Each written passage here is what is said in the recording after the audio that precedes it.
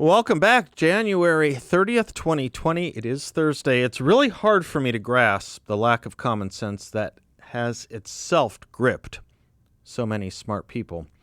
But there is that phrase of Irving Kristol's keeps coming back to mind. Smart, but stupid.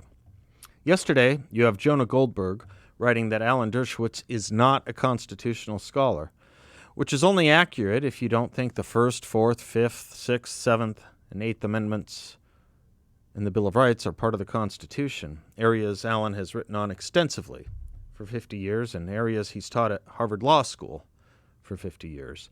Then last night, Jonah posted a GIF or meme on Twitter of a fat man vomiting all over himself repeatedly with the caption, quote, "The Founding Fathers listening to Alan Dershowitz," close quote. That's just on, arguably, our side. The conservative side. Larry Tribe and a ton of other liberals and mainstream media types said Dershowitz's argument was setting up a king and all kinds of violations of constitutional norms. As David Marcus put it, yesterday the New York Times tweeted that Dershowitz said, quote, "Anything a president does to get reelected could be considered in the nation's interest and is therefore not impeachable," close quote. This is either a negligent misinterpretation of what Dershowitz said or a flat-out lie. What is the argument Dershowitz made that so offended, including some editors at the National Review I now see? It was perfectly commonsensical. So I think his opponents, the president's opponents, our opponents, these ladies protest too much, methinks, because they don't like that the Dershowitz argument is actually so very sound. And, as I say, common sense. Here's what he said. There are three possible motives for any presidential or public official's actions: pure motive, with no consideration of politics at all, a personal enrichment or corrupt motive, and the mixed motive where you think something is good for the country and for your politics. He said, quote, Dershowitz, quote, "If the president does something that he thinks will help him get elected in the public interest, that cannot be the kind of quid pro quo that results in impeachment.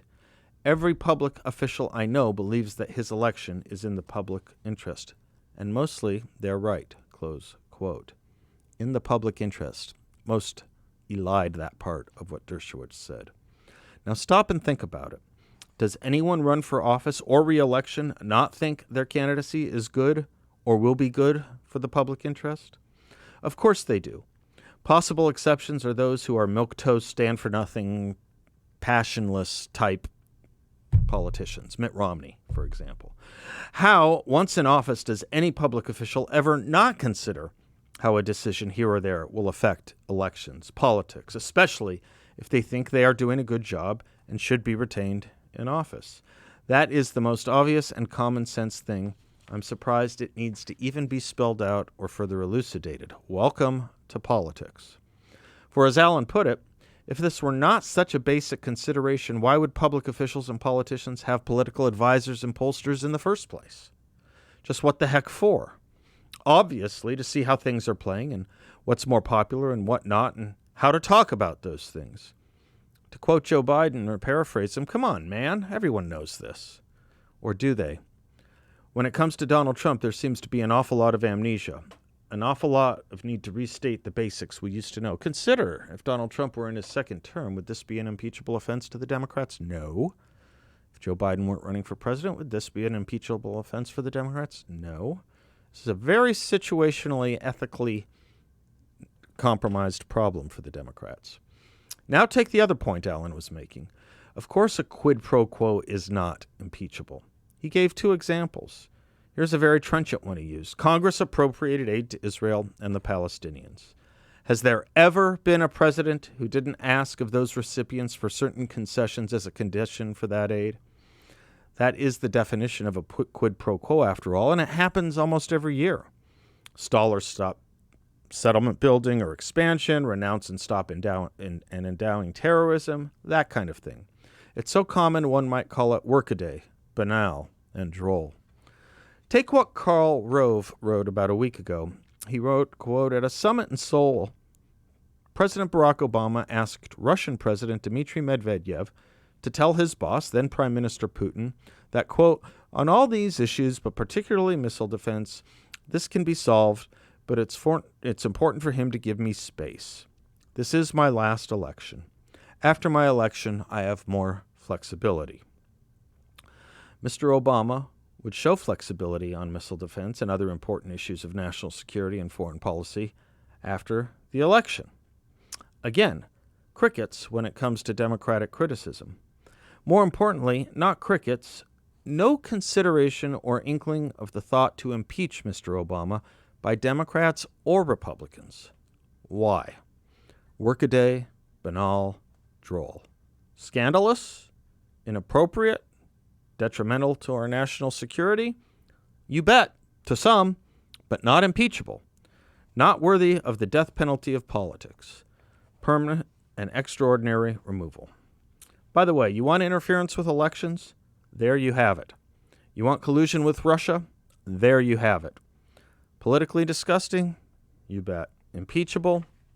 Never contemplated. Workaday, banal, and droll. Again, and to borrow from David Rivkin, we've discussed this before, Thomas Jefferson impounded funds appropriated for gunboat purchases. Dwight Eisenhower impounded funds for anti-ballistic missile production. John Kennedy impounded money for the B-70 bomber, and Richard Nixon impounded billions for highways and urban programs.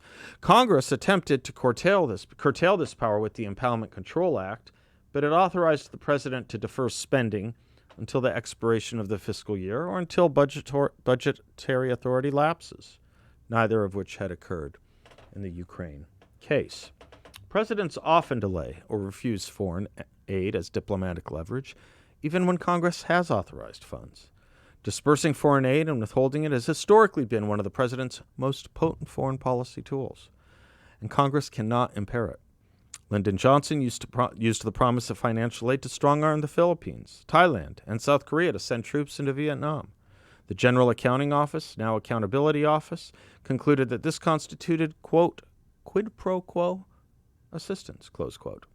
In 2013, Barack Obama, in a phone conversation with Egyptian President Abdel Fattah al-Sisi, said he would slash hundreds of millions of dollars in military and economic assistance until Cairo cooperated with U.S. counterterrorism goals. The Obama administration also withheld millions in foreign aid and imposed visa restrictions on Africa countries, including Uganda and Nigeria, that failed to protect gay rights. Wasn't the whole Iran deal a quid pro quo? Now you tell me why Alan Dershowitz was wrong, much less worthy of contempt for his argument. As I said, and say again and again, common sense is so far removed from the mainstream that we have arrived at the point where we are impelled to recall George Orwell, who wrote, "We have now sunk to a depth which restatement of the obvious is the first duty of intelligent men." Many of you know that sentence. The following one from Orwell is just as good and important here. He wrote, If liberty means anything at all, it means the right to tell people what they do not want to hear. In times of universal deceit, telling the truth will be a revolutionary act. Telling the truth, or just basic common sense, facts, they have now become or taken on the appearance of a revolutionary act. What a shame. What a shame, because a revolution, a real revolution, is taking place in front of our very eyes. But it's not from the Republicans or Donald Trump or those who support him. It's from a party that is fine, just fine, and from a press and media that is fine, just fine, with a Democratic manager of impeachment, a chairman of the House Intelligence Committee, being fine, just fine, with inventing transcripts of the president that are read into the congressional record. Inventions that did not happen and were not uttered. And they are all fine, just fine, with that same person, the leader of the House managers, arguing for impeachment, saying 9 months before a national election, quote, "The president's misconduct cannot be decided at the ballot box." Think about that. In 2 sentences, the Democrats in the media are fine, just fine, with A, facts not established, B, the deprivation of an election whereby the people can decide for themselves who they want as their president, and C, with aspersions cast against such a decision by declaring an a priori corruption of an election that has not yet taken place. That's what's truly revolutionary here. That's what's truly interfering with an election here. Attempting to prevent an election in broad daylight. While the keepers of the flame of liberty not only remain silent, but abdicate their roles as keepers of that flame and instead become willing accomplices to a billows that will blow out that flame. For shame. I'm Seth Leibsohn, 602-508-0960. We'll be right back. I'd like to take a moment to tell you about my friends at Guns Etc. They are true American patriots. They strongly support our president, and they have over 10,200 square feet of firearms and firearm accessories. Please take my advice and stop by their store, which is a symbol of American freedom, or visit them at gunsetcetera.com and have access to over $350 million in firearms merchandise.